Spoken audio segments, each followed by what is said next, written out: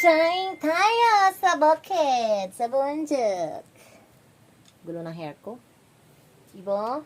Ganito po magluto pag nasa bundok sa kubo. Yan.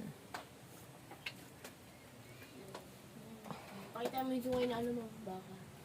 Ay, kalabang. Diba? Ayan siya. Ayan yung munting CR sa bundok.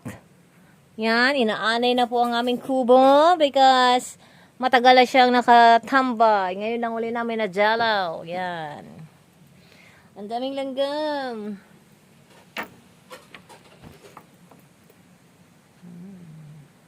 Taon na. Taon. Yan, daming langgam. Aylo. Yan, magulo ang aming kubo. Abusyala eh. At maghahanda tayo ng pang barbecue mamaya. Yan.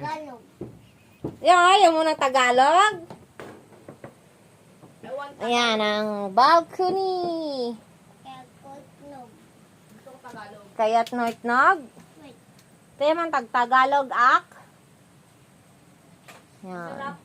Nagtanim po tayo dyan ng mulberry at merong maliit na mulberry doon at dragon fruit naman doon sa taas. Ang ulam ko asin. Yan. Praning ka ng RG. Yan. Nasa bundok po tayo ngayon.